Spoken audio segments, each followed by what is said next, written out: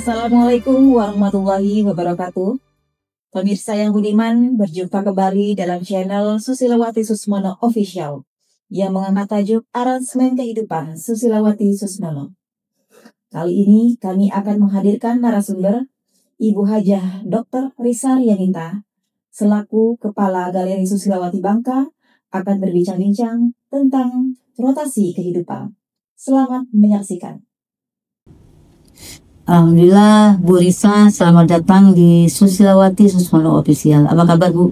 Alhamdulillah, baik, Bu. Sehat ya, alhamdulillah.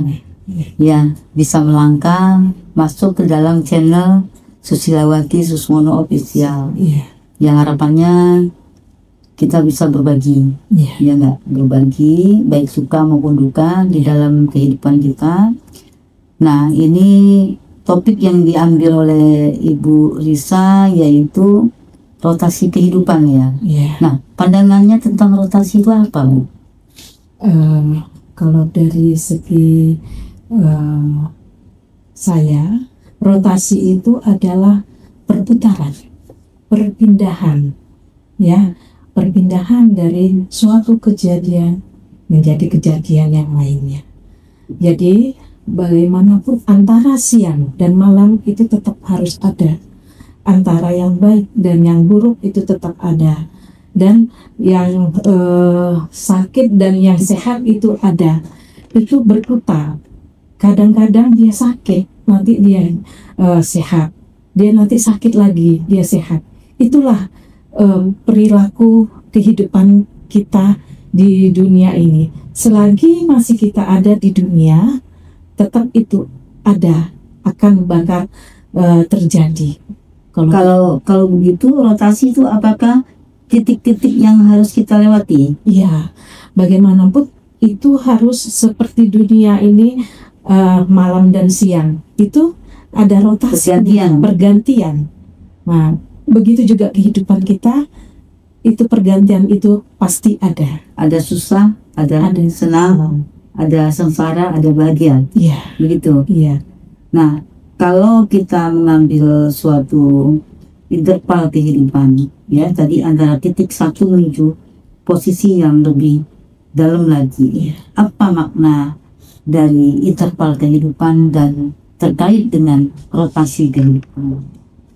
Jadi interval kehidupan dengan rotasi kehidupan itu tetap harus kita lalui, dan itu akan bergulir dan sesuai dengan jalan yang akan dilalui.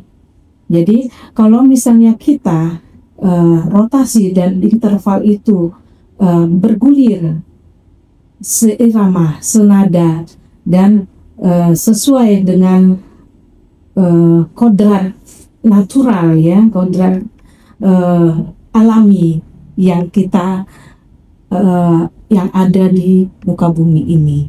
Kalau dari saya seperti itu, Bu. Ya. Kalau terkait dengan pengabdian kepada masyarakat, apa yang terjadi dialami oleh Ibu Risa terkait dengan rotasi kehidupan dalam pengabdian masyarakat? Selama ini memang saya banyak berkecimpung di dalam anak-anak adiksi, ya, Bu, ya. Jadi saya bisa melihat atau melihat, ya, memandang mereka di dalam diri mereka itu sebenarnya banyak permasalahan yang tidak tuntas kalau saya lihat, ya, Bu, ya. Jadi bagaimanapun kita sebagai makhluk Tuhan yang diberi hati nurani, kalau saya sih bagaimana, aduh kasihan banget ya, gitu ya.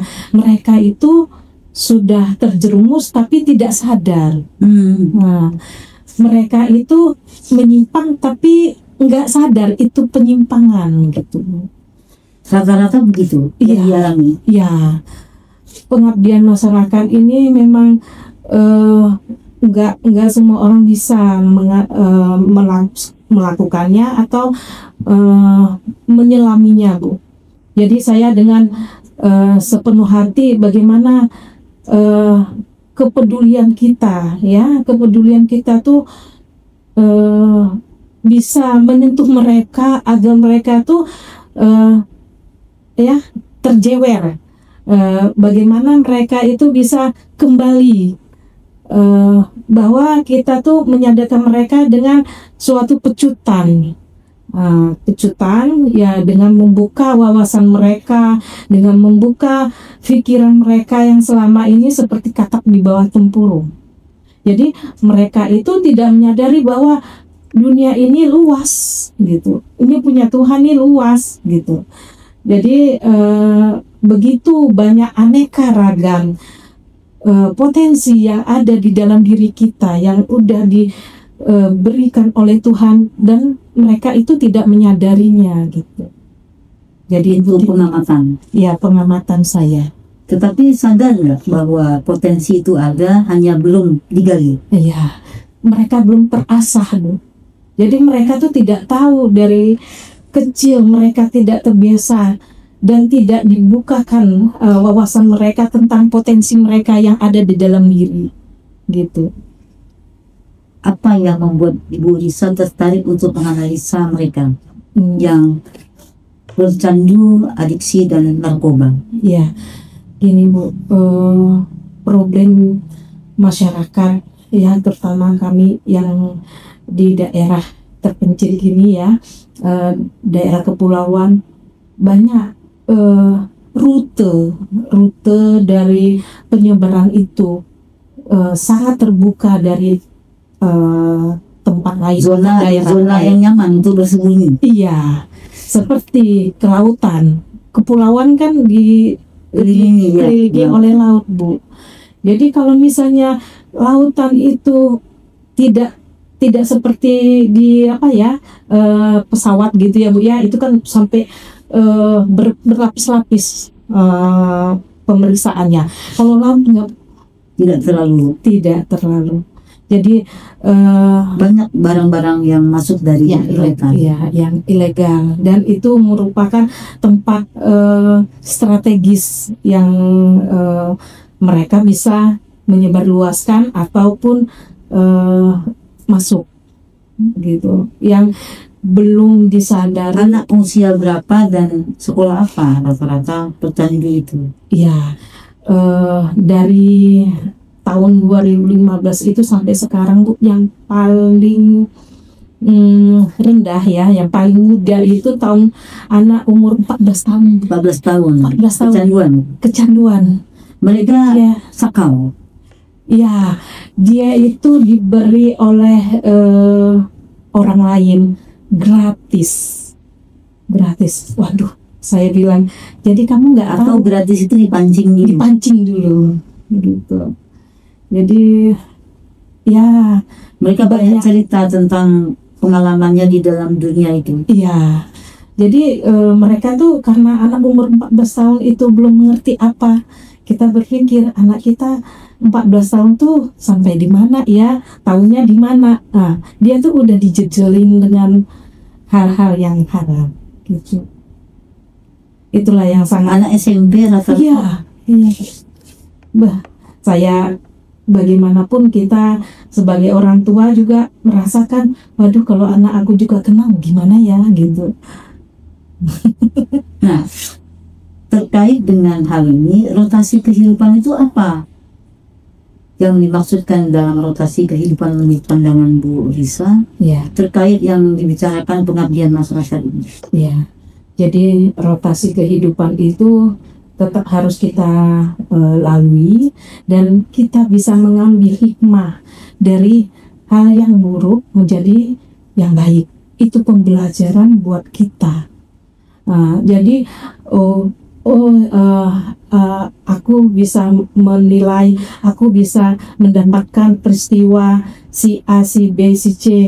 Oh, jadi aku harus seperti ini. Itu pembelajaran buat kita sebagai orang tua, harus menjaga anak seperti apa gitu. Kalau itu, karena pasti akan dialami kalau kita tidak meng-cut yang jelek-jelek itu, tidak kita cut, Bu. Kalau misalnya itu kan keperluan kamu aja, itu kan bukan keluargaku. Tapi kalau kita tidak peduli dengan orang lain, kita akan terimbas. Kalau dari saya tuh seperti itu, Bu. Jadi rotasi itu kamu dapat hari ini peristiwa seperti ini, kejelekan seperti ini, saya akan seperti rotasi kan, saya akan mendapatkan juga apabila kita tidak peduli dengan mereka. Itu menurut mata rantai. Jadi setiap manusia itu semuanya harusnya punya sikap terhadap hal ini, supaya mata rantai ini bisa putus, tidak terlalu lama bergulir di situ. Jadi jangan sampai hal yang dia alami kita juga dapat. Kalau kita memberikan kebaikan bagi orang lain, kita akan dapat kebaikan gitu. Kalau bagi saya seperti itu. Ya. Kita jeda sedikit. Ya, saya ada pandangan tentang pohon kehidupan, ya. Nah, itu juga terkait dengan anak-anak. Biasanya anak-anak itu kalau dilatih untuk mengenal pohon kehidupannya, ya, asal usulnya, dia akan teringat, ya, kebaikan-kebaikan leluhur yang akan dia jaga, nama baik keluarga dan lain sebagainya. Nah, dari sekian banyak serat di dalam pohon kehidupan ini, Bu Risa, saya minta membacakan di sini serat 6 pohon kejadian. Monggo, Bu. Terima kasih. Serat 6 pohon kejadian. Mahazat yang suci, mahazat yang murni, mahazat yang abadi, mahazat yang berseri, mahazat yang satu, mahazat yang menyerap segala sesuatu, mahazat yang esa, mahazat yang berkuasa, mahazat yang tunggal, mahazat yang takkan terpenggal, mahazat yang takkan terjegal, mahazat yang tak akan tercekal, mahazat yang wusyul, mahazat yang menciptakan luhul, mahazat yang tak terikat usul, mahazat yang memutuskan buhui, mahazat yang tak berawal dan berakhir, wujud, kidang, bako. Susilawati Susmono, pohon kehidupan. Ya, kalau kita merujuk kepada serat yang dibacakan ini, Bu, artinya ada yang diciptakan tuh memang ada yang baik dan buruk. Ada yang disebut buhul tadi, ya. Nah, ada orang yang sudah terjerat di dalam nilai-nilai yang dianggap baik, padahal itu buruk. Kemudian ada yang sudah masuk ke dalam nilai-nilai yang buruk, dianggap baik, itu sudah membudidayakan itu sudah lama. Nah, ini bagaimana cara kita untuk kembali menyikapinya? Ya. Jadi apabila manusia tersebut tidak tahu dan dia tidak mengerti dia salah, kita harus bisa menyikapinya dengan membuka, ya, membuka wawasan dia, membuka pikiran dia, bagaimana bahwa dia itu adalah salah. Orang yang merugi adalah dia salah tapi dia tidak mengetahuinya. Ya, kalau misalnya dia salah tapi dia mengetahui dan memperbaiki, adalah itu baik, Bu. Tapi kalau dia itu salah dan dia tidak tahu dia salah dan tidak memperbaikinya, kita membuka wawasan dia bagaimana bahwa itu loh jalan kamu, jalan yang salah. Bisa di pengabdian masyarakat sebagai dokter pusing, ya. Iya. Banyak menghadapi anak-anak yang kecanduan narkoba. Iya. Nah, terhadap Bu Risa sendiri apa kuncinya supaya tidak terkena imbasnya? Ya, supaya kita tidak ikut dia gitu ya Bu ya. Berpusing. Iya, ikut pusing. Jadi saya membentengi segala sesuatu itu dengan kepasrahan dan keikhlasan dan niat yang tulus saya untuk membantu orang-orang yang bermasalah. Dengan niat kita, dengan mendekatkan diri pada Tuhan dan selalu berserah diri, saya yakin Allah akan menolong saya dan akan memberikan saya, akan membentengi saya dengan hal-hal yang baik juga. Nah, ini saya ada cerita sedikit. Ya. Dulu ada seorang dokter psikiater, kepala rumah sakit jiwa. Dia kalau kedatangan pasien yang mengeluh tentang gagalnya kehidupan secara pribadi, dia memberikan obatnya, bukan obat-obatan, tetapi justru bagaimana cara untuk kembali riyadhah, membersihkan hati dan jiwa, supaya dapat mengatasi masalah yang terkait dengan hal-hal yang bersifat kecenderungan yang mungkin agak bersifat yang obat-obatan yang terlarang, ya. Nah, ini akhirnya beliau sendiri yang pusing menghadapi ini ternyata bisa tergulung. Bagaimana manusia tergulung dengan persoalan-persoalan yang tidak ada habis-habisnya yang dihadapi seperti itu, padahal yang menghadapi persoalan itu dirinya sendiri tidak kuat. Bagaimana menyikapi?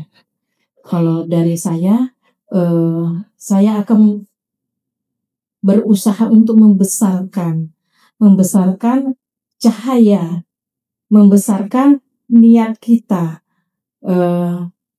Selain kita selalu membersihkan hati dan jiwa, tetapi saya juga harus membentenginya dengan cahaya. Kita memberikan cahaya kepada orang lain, tapi kita harus bercahayanya lebih besar dulu gitu, agar bisa berbagi gitu. Dan itu harus yakin. Harus yakin Bu. Sehingga berapa tahun jadi dokter menangani hal-hal seperti itu? Sudah berapa lama jadi dokter menangani persoalan-persoalan pelik seperti itu? Iya, saya tamat tahun 2002 dan PTT sampai tahun 2025, 3 tahun ya saya di kepulauan. Disitulah saya melihat bahwa mengalami dan melihat bahwa kalau kita tidak kuat dengan diri kita, kita akan tergerus. Benar kata Ibu, akan tergerus, akan tergulung oleh masalah sekitarnya. Orang lain. Iya. Harusnya kita kan tidak bisa seperti itu. Kalau misalnya kita mengikut arus mereka, berarti kita bukan mengikuti arus mereka. Iya. Pusing dengan menghadapi, tidak sanggup bagaimana memberikan solusi yang terbaik, karena ilmunya mungkin terbatas. Nah, bagaimana dampaknya terhadap pribadi Ibu sendiri? Jadi saya akan selalu merenung dulu Bu. Jadi saya tidak mau buru-buru memberikan tanggapan. Itu jalan hidup. Memilih jalan hidup memang seperti itu. Iya. Ingin mengurusi, mengabdi pada masyarakat dengan jalan itu. Iya. Ada titik jenuh atau? Insya Allah saya jenuh sih. Bersemangat mengabdi. Semakin saya mengerti, semakin saya ingin bagaimana saya harus berbagi lagi, harus bekerja lagi. Artinya sudah asik ya dengan pekerjaan itu. Ya, kalau saya tidak tidak bekerja untuk mereka, maksudnya bukan bekerja ya, maksudnya melakukan segala sesuatu yang berguna untuk mereka, saya nih haus Bu gitu. Jadi apalagi yang harus saya lakukan ya supaya mereka ini tidak seperti ini. Iya. Saya kan atau penasaran melihat orang dari A menjadi B, C dan kembali lagi ke titik awal ke A-nya. Itulah bagaimana ya mereka nih supaya tergerak. Jadi ada beberapa jalan menghilangkan ketergantungan dari obat-obat terlarang itu. Iya, jadi Itu sudah terdetik setiap hari, memang senang bagaimana meriset itu. iya. Jadi karakter-karakter kan dari Bangka dan Belitung ada dua kepulauan. Jadi karakter mereka tuh berbeda-beda ternyata, Bu. Iya. Jadi si A yang biarpun residivis tapi dia tuh ingin berubah, tapi berubahnya tuh hanya 10%, 20%. Iya. Nah, jadi Tidak mudah ya, tidak mudah. tidak mudah. Jadi dengan membuka wawasan mereka bahwa ini loh gitu yang harus kalian tekuni itu agar kalian jauh dari hal-hal yang buruk.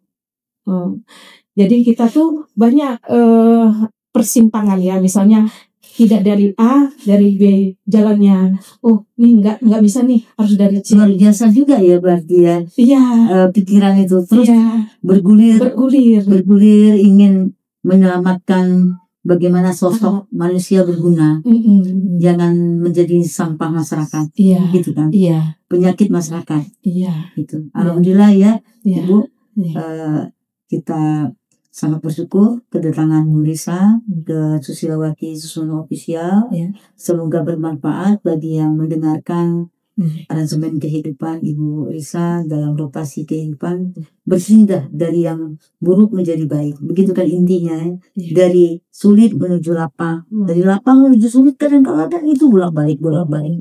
Semoga ada manfaatnya di dalam aransemen kehidupan.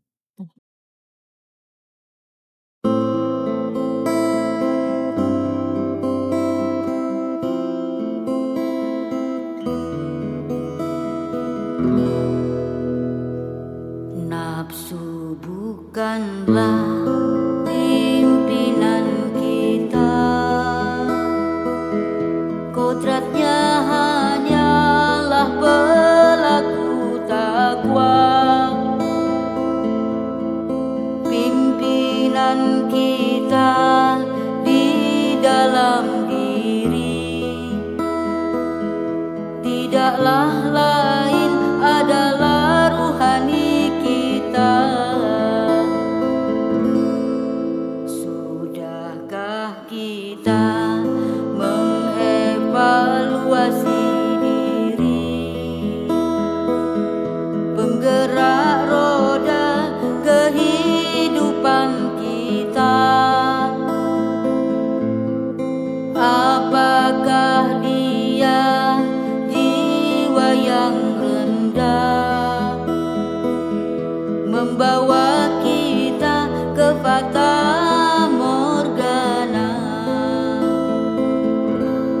Setelah mengevaluasi akhirnya menemui jiwa yang rendah jadi pimpinannya. Segeralah bertobat kepada Allah, mohonlah rahmat dan ampunannya. Kalau sudah mengenal diri kita, akhirnya diam seribu bahasa. Mulailah melangkah memperbaikinya, karena inilah hal yang utama.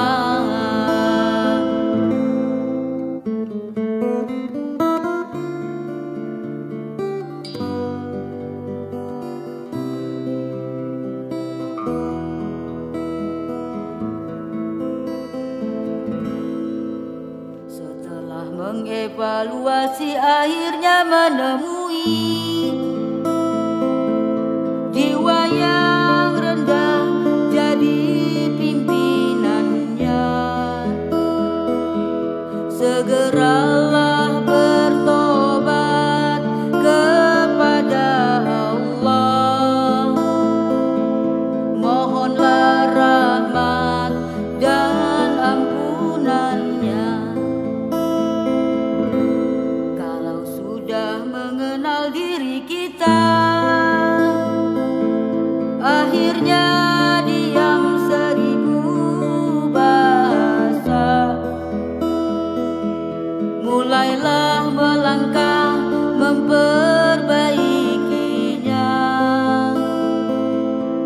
karena inilah hal yang utama, karena inilah hal yang utama, karena